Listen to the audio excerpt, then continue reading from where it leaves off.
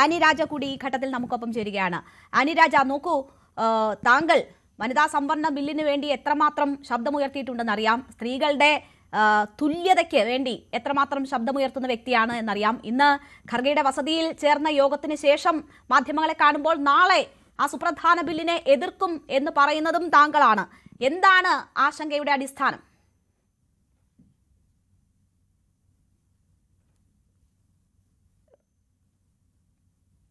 ഒരു തിരുത്തലുണ്ട് താങ്കളുടെ സ്റ്റേറ്റ്മെന്റിൽ. ആ സുപ്രധാന ബില്ലിനെ എതിർക്കുമെന്ന് ഞാനോ അല്ലെങ്കിൽ ഇന്ത്യ സഖ്യത്തിന്റെ ഒരു പാർട്ടിയുമോ പറയുന്നില്ല. ഞങ്ങൾ പറയുന്നത് എന്താണ്? ഞങ്ങൾ പൂർണ്ണമായും പിന്തുണയ്ക്കും ആ ബില്ലിനെ. കഴിഞ്ഞ 30 വർഷമായി കിടക്കുന്ന ബില്ലല്ലേ, എന്തുകൊണ്ട് കൊണ്ടുവന്നില്ല? സ്വയമായി ചോദിക്കേണ്ട ഒരു കാര്യം കൂടിയാണത്.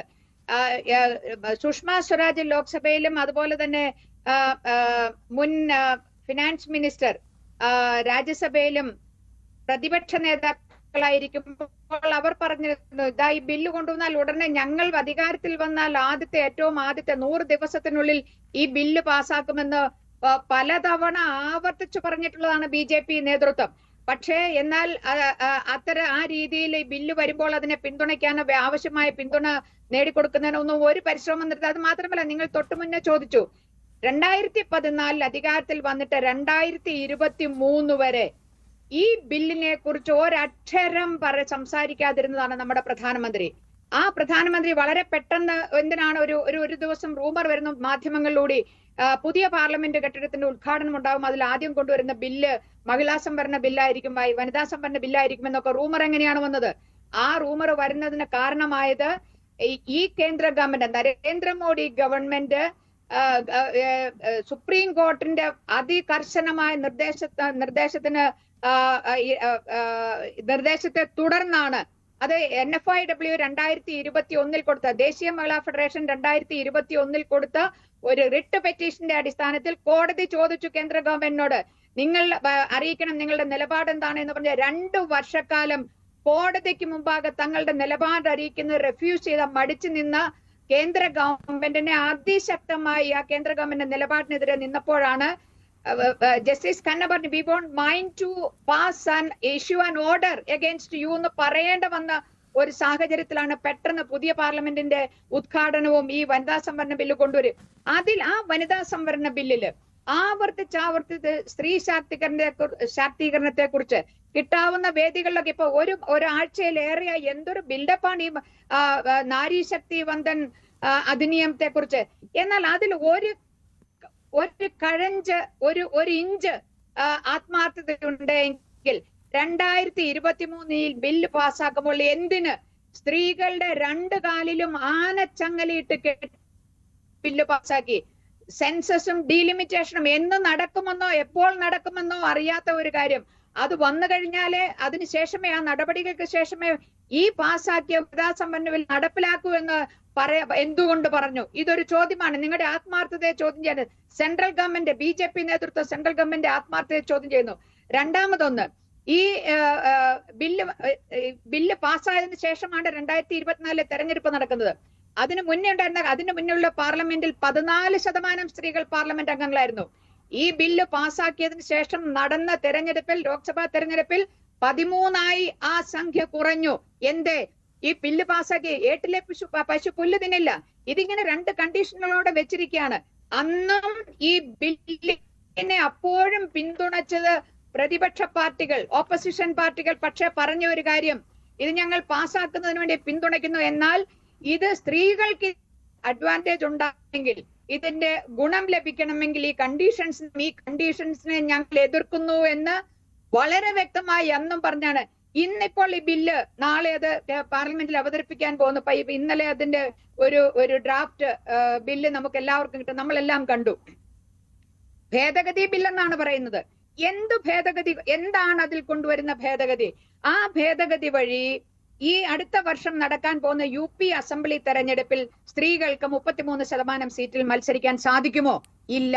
കാരണം എന്താണ്? ഈ സെൻസസ് മാറ്റിക്കൊണ്ട് ഡീലിമിറ്റേഷന്റെ പ്രക്രിയ പൂർത്തിയായി 2029 പാർലമെന്റ് ഇലക്ഷനിൽ മാത്രമേ ഈ പാസ്സാക്കുന്ന ഈ നിയമത്തിന്റെ ആനുകൂല്യം അല്ലെങ്കിൽ ഇതിന്റെ ഒരു ഗുണം സ്ത്രീകൾക്ക് ലഭിക്കുകയുള്ളൂ എന്ന് വളരെ കൃത്യമായ ബില്ലിൽ പറഞ്ഞു വെച്ചിരിക്കുകയാണ്. ഇവിടെ എന്താണ്? ഒരു കല്ലുകൊണ്ട് 9 പക്ഷിയെ വീഴിക്കുക എന്നുള്ള കുടില തന്ത്രമാണ് നരേന്ദ്രമോദി നമ്മുടെ പ്രധാനമന്ത്രി ചെയ്തിരിക്കുന്നത്. അത് നമ്മൾ മനസ്സിലാക്കണം. ഈ ബില്ലിനെ വീണ്ടും അമെൻമെന്റ് എന്ന് പറഞ്ഞ് പാർലമെന്റിലേക്ക് കൊണ്ടുവരുമ്പോൾ അതിന്റെ കൂടെയുള്ള കണ്ടീഷൻ ഡീലിമിറ്റേഷന്റെ സീറ്റുകൾ വർദ്ധിപ്പിച്ചുകൊണ്ടുള്ള അതിന്റെ വിശദാംശങ്ങളിലേക്ക് പിന്നീട് വരാം. ഈ കാര്യം തീർച്ചയായും ഞങ്ങൾ വനിതാ ബില്ലിനെ ഇടതുപക്ഷ പാർട്ടികളും അതുപോലെ തന്നെ ഇന്ത്യ സഖ്യത്തിലെ മുഴുവൻ പാർട്ടികളും ഒരു മനസ്സോടെ OBC സംവരണം ആവശ്യപ്പെട്ടിരുന്ന RJD അടക്കമുള്ള പാർട്ടികൾ ഈ പൊതുവായ തീരുമാനത്തോടൊപ്പം ചേരും. ഞങ്ങളുടെ ഡിമാൻഡ് അതിനുവേണ്ടി ഞങ്ങൾ വീണ്ടും പോരാടും തുടർന്നും. പക്ഷേ ഈ ബില്ല് ഈ കണ്ടീഷനുകൾ മാറ്റിക്കൊണ്ട് ഈ നിബന്ധനകൾ 2 കണ്ടീഷൻ സെൻസസ് ഡീലിമിറ്റേഷൻ എന്നുള്ള ഈ വ്യവസ്ഥകൾ മാറ്റിക്കൊണ്ട് ഇത് പാസ്സാക്കുന്നതിനോട് ഞങ്ങൾ അനുകൂലിക്കുന്നു. അതിനുവേണ്ടി സർക്കാരിനോടൊപ്പം വോട്ട് ചെയ്യാൻ ഞങ്ങൾ എല്ലാവരും തയ്യാറാണ് എന്നാണ് ഇന്നത്തെ ഇന്ത്യ സഖ്യ മീറ്റിംഗിൽ എല്ലാ പാർട്ടികളും തീരുമാനിച്ചത്. അങ്ങനെയാണോ ബില്ല് കൊണ്ടുവരുന്നത്? അല്ല. അപ്പൊ സ്വാഭാവികമായും എന്താണ്, അങ്ങനെ അല്ലാതെ കൊണ്ടുവരുമ്പോൾ സ്വാഭാവികമായും അതിൽ ഞങ്ങൾ ഉയർത്തിക്കാട്ടും ഈ ഡീലിമിറ്റേഷന്റെ വിഷയം. അങ്ങനെ വരുമ്പോൾ ഒന്നാമത്തെ കല്ലെന്ന് പറഞ്ഞാൽ ഇത് പ്രതിപക്ഷം പാർട്ടികൾ ഞങ്ങൾ തയ്യാറാണ്, ഗവൺമെന്റ് തയ്യാറാണ്, നരേന്ദ്രമോദിയും BJPയും തയ്യാറാണ്, പക്ഷേ പ്രതിപക്ഷ പാർട്ടികൾ ഇതിനെ അനുകൂലിക്കുന്നില്ല എന്ന് പറഞ്ഞ് ഇതിന്റെ മുഴുവൻ ഓണസും ഒരു കുറ്റവാളികളാക്കുന്നതിന്, പ്രതിപക്ഷത്തെ കുറ്റവാളിയാക്കുന്നതിനുള്ള ഒന്നാമത്തെ കല്ലും ഒന്നാമത്തെ ലക്ഷ്യവും. രണ്ടാമത്തേത്, തമിഴ്നാട്ടിലും വെസ്റ്റ് ബംഗാളിലും തെരഞ്ഞെടുപ്പ് വലിയ 2 അസംബ്ലികളാണ്. അവിടെ പ്രധാനപ്പെട്ട നേതാക്കന്മാരെല്ലാവരും അവിടെ പ്രചാരണത്തിലാണ്. കുറച്ച് ദിവസങ്ങളെ ബാക്കിയുള്ളൂ. അപ്പോ സ്വാഭാവികമായും ഇന്ന് ഉള്ള ഒരു സംഖ്യാബലത്തിന്റെ അടിസ്ഥാനത്തിൽ 2/3 മെജോറിറ്റി തീർച്ചയാണ് അവിടെ BJP പ്രതിനിധി ആയിരിക്കും. ഇപ്പൊ എനിക്ക് തൊട്ടു മുന്നേ സംസാരിച്ച പറഞ്ഞു ഇന്ന് പ്രതിപക്ഷത്തിന് ഒരു കൃത്യമായി എല്ലാവരും വോട്ട് ചെയ്ത് കൃത്യം ഈ കണ്ടീഷൻ ചെയ്യാനുള്ള ഒരു സാഹചര്യമുണ്ട്. അപ്പോൾ അംഗങ്ങൾ വരാതിരിക്കുക, പാർലമെന്റ് അംഗങ്ങൾ, പ്രധാനപ്പെട്ട നേതാക്കൾ അവർ ക്യാമ്പയിനിലിരിക്കുന്ന ഇവിടെ വരാതിരിക്കുക, അഥവാ ഇവിടെ വന്നാൽ അവരുടെ ക്യാമ്പയിനെ അവിടെ മറ്റു വിധത്തിൽ ആക്രമിക്കുക. ഇതാണ് രണ്ടാമത്തെ ലക്ഷ്യം. മൂന്നാമത്തേത്, ഈ വനിതാ സംവരണ ബില്ല് നടപ്പിലാക്കാതിരിക്കുക. അതിന്റെ ഈ ഫാസിസ്റ്റ് മനുവാദി ഐഡിയോളജിയിൽ വിശ്വസിക്കുന്ന ഈ പാർട്ടിയും ഇതിന്റെ പാർട്ടി പ്രത്യേകിച്ച് BJPയും BJP ലിംഗസമത്വം എന്ന് പറയുന്ന ആശയത്തോട് ഒരു കാലത്തും യോജിക്കാത്ത പാർട്ടിയാണ്.